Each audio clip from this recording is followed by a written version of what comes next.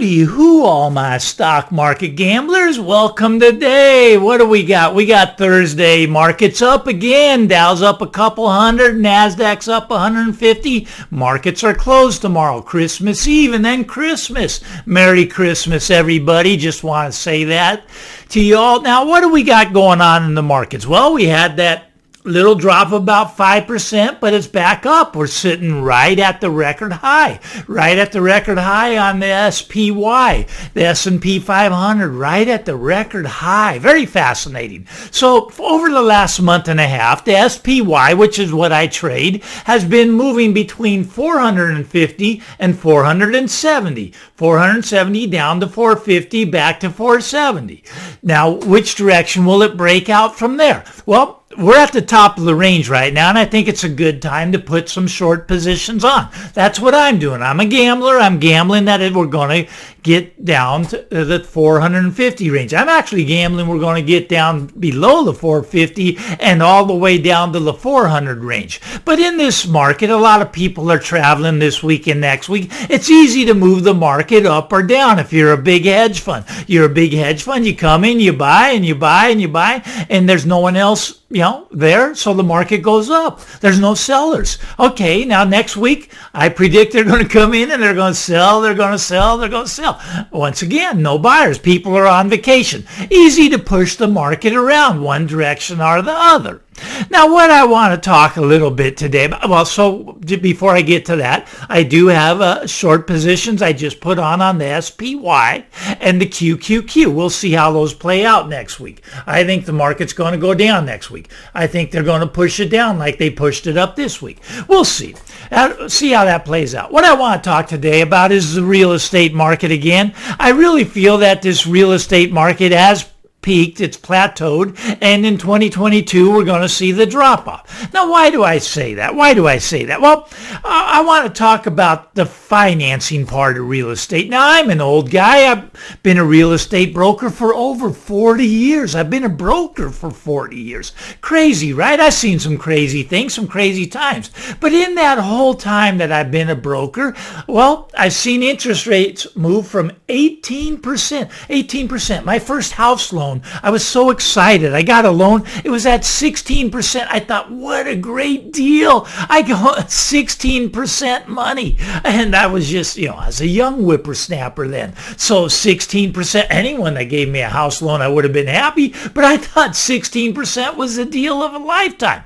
But as those interest rates over the last 40 years, they've moved from 18% all the way down to, we're at 0% right now. Now, that's incredible, right? I mean, now mortgages are actually, they've creeping back up over 3% now, around 3.25% for the 30-year fixed mortgage. But the Fed, they got the interest rate really pegged at 0%, but mortgages are always a little bit higher than where the Fed has interest rate. But my point is, the Fed they can't go much below 0. I suppose they're going to try, but I don't think they can. So my whole lifetime, it was 18% down to 0%. Now, when rates go down, what happens to house prices? Well, house prices go up.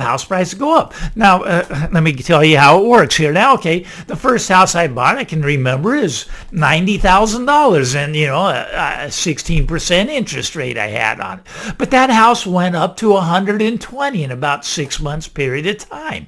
Now, what I did is I refinanced it. I refinanced it because the rates went down. They went from 16 down to 15. I refinanced and it took $30,000 out. What did I do with the $30,000 I took out? I went and bought another house. Now I have two houses. And sure enough, the interest rates came down again, down to 14%. What did I do? I went and I refinanced them again, the refinance thing, right? So you refinance at a lower rate, so your payment's staying about the same, even though you're taking more cash out. Now, what did I do with the more cash out? That's right. I went and bought a third one.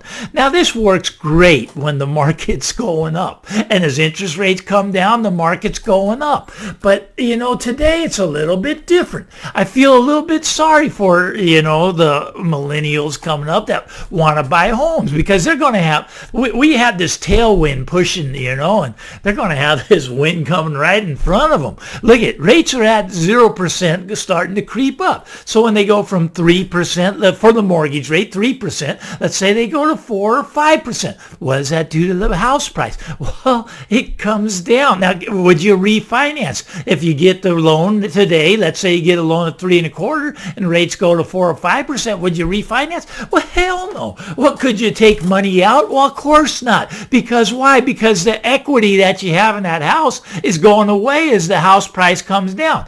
Now, what's interesting is, home prices are up 10 to 20% year over year, right? But what is down year over year is house refinances, home refinance. Okay, they're down about 40% year over year. Last year, this time, they were up 40% higher than they are now, the number that they were doing. In other words, everybody that's going to refinance is already refinanced. So the mortgage business is not going to be that great because, there's not going to be a lot of people refinance. Now, are there going to be a lot of people buying homes? Well, inventory's starting to creep up a little bit, right? More homes are coming onto the market. We're starting to see a little increase in inventory. But I think that we're going to start to see a whole bunch of increase in inventory. I think the buyers have kind of gone away. They're fed up. They don't want to overpay for these houses. And believe me, if you buy right now, you'd probably be overpaying a little bit, right? Okay, so we got the houses going about 3.25%. But what's also happening? Well, we get a lot of evictions going on right now. People still not paying their rent, even though the eviction moratorium's over. So they got to start paying soon or they're going to get kicked out, right? So maybe some of those landlords want to be sellers. We got the baby boomers. We're getting older. I'm on the younger end of the baby boomers. Some of the baby boomers are, they're already moving from these McMansions that they had into these little condo apartment type of places, and some of them are already moving into old folks' homes. So the baby boomers, they're putting their homes up on the market, starting to happen. Okay, so we got this inventory increase. Now, what do prices do when inventory increases? Well, tend to go down. So you got interest rates increasing, you got inventory increasing. It's not really a good environment. Now, if you talk to the National Association of Realtors, they say we're going to go up another 10 or 20% next year. I'm not buying it. I am not buying it. I think a year from now, we're going to be at least 20%. 10 to 20% lower. It takes time to play out, but when it all plays out, I think we're going to see that half-off sale. That half-off sale is probably going to be within 1 or 2 years. I think it's coming. I do think the crash is finally here. Now, real estate doesn't crash like the stock market, doesn't crash like Bitcoin, Those can crash 80% overnight. Real estate, you need a place to live. I'm not saying to go out and sell your principal residence, but if you're a house flipper, okay, look at the house flippers right now. You got Zillow, you got Open Door. They're buying houses and they're putting them on the market. They're putting them on at lower rates. House flipping is very local, right? It's a very localized business. You have to know your area to be a house flipper. You can't do it on a national basis. Zillow tried and they got their butt just handed to them. Billions and billions and billions of dollars. Just terrible. Same with Open Door. I mean, it is losing money. But so you got these house flippers. Now, I've done a lot of house flipping in my day. Let me tell you how it works. Now, if house prices are going up, house flipping is the best business, right? But what about when house prices are going down? Let's say you buy a house that needs to be, you need to do some work on it. It needs to be fixed up. So you buy this house. Let's say rough numbers, you pay $1 million. You're hoping to sell it for $1.6 million after you put another 100 into it. Okay, so you're putting 100,000 into it. You're doing it. You're doing the floors. You're putting the roof on. You're doing all the remodeling. But now contractors are working a little bit slower nowadays due to the pandemic. So, okay. So you got the house, you're doing 3 to 4 months of work before you can get it ready to put onto the market, but the prices are going down like this. So you're putting money into the house, but yet the prices are taking away the money. Okay, I had this one property anyways. I told the client, this just goes back like a year or two ago. I told the client, let's just get it on the market, right? Let's get it on the market. And the market did dip a little bit in this time, but no, he wanted to fix it up. He thought he could get more and more money for it. I told him, no, let's just dump it on the market now. The market's changing. It did change a little bit. But anyways, he probably broke even on that. But if the market goes down, you're gonna run into some trouble, right? I mean, you're gonna have a little bit of problem. It's not as easy to flip houses in the down market because it takes time to fix them up. It takes time, and you're losing, as time goes on, you're losing value. So when the real estate market does turn, I do think we have plateaued. And it is turning. So as it turns into this coming new year, it's not going to be good for house flippers. Look at, if you own rental properties and you're a house flipper, you're trying to get that extra 5 or 10%. I don't know if the numbers are going to work out for you. I think we're going to have a very sharp decrease in house prices coming in 2022. Just my opinion. And the stock market, I think we're going to see a big drop in that in 2022. Not just yet.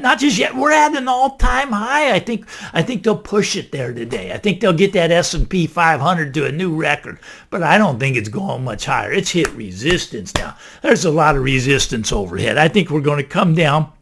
I think we're going to go from 470 down to 450, down to 430, all the way down to 400. And that's going to take weeks to play out. It'll be some up and down, up and down, up and down. I mean, if you're a perma bull, you're not going to make any money. Perma bear, not going to make any money. You need to be a trader in this environment. Right now, we're at the high end of the range. As we come down to the low end, if you're a trader, you can make some money with that swing. Buy it back in the lower end, and then it'll bounce, okay? That's what I do. I'm a stock market gambler. If you like this stuff, give me the thumbs up. Everybody have a great Christmas, and we'll talk again next week. Bye-bye now.